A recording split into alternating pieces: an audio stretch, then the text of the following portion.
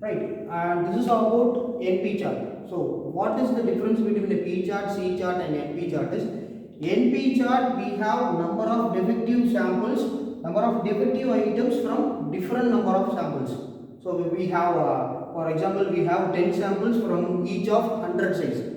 Each of 100 size we have a 10 sample. So consider this will be your formula for NP chart. Upper control limit is equal to n into p bar plus 3 into root of n p bar into 1 minus p bar by n. Similarly, like what is happened in the C chart and what is happened in the P chart, we have a lower control limit, always we have a negative value. For upper control limit we have always we have a positive value. So consider this is the problem. We have 10 sample, each of size is 100, components inspected. See here, we have a sample of 10, we have number of defections. So we need to identify the center line or mean, we need to identify the upper control limit, lower control limit and plot a graph. So we have a center line mean means we have to calculate the NP bar. NP bar it will be available in the upper control limit. NP bar means we have a n value of 100. K value is number of sample taken from the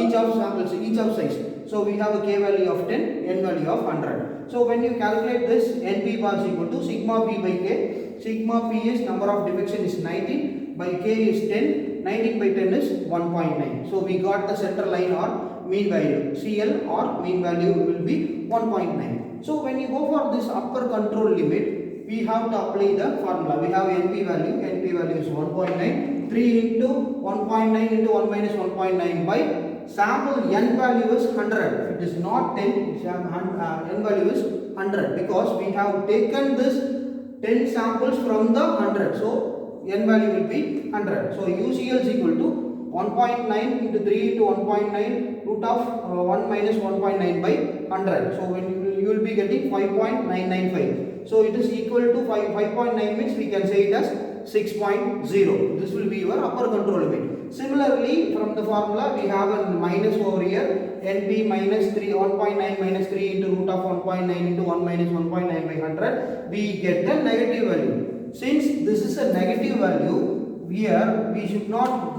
have the negative value in the graph. We should start with the 0 and it goes only with the positive values. Since we should not have the negative value, we are considering lower control limit as 0. So since it is minus 2.2, so we are considering this as 0 since it is a negative. I'll show you how to plot this defective items with this graph. So we have a central value of 1.9 and we have negative value, so we are considering it as 0 for LCL and UCL is 6.0. See here we have a value of, for 1 it is 2. So 1 it is 2 we are plotting here, and 2 it is 0 we are plotting here, 3 it is 4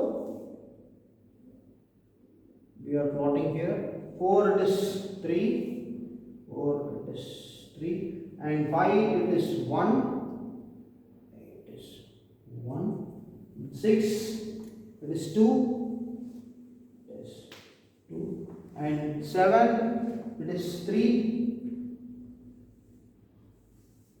and 8 it is 1, 9 also 1 and 10 it is 2. So we are joining all the points.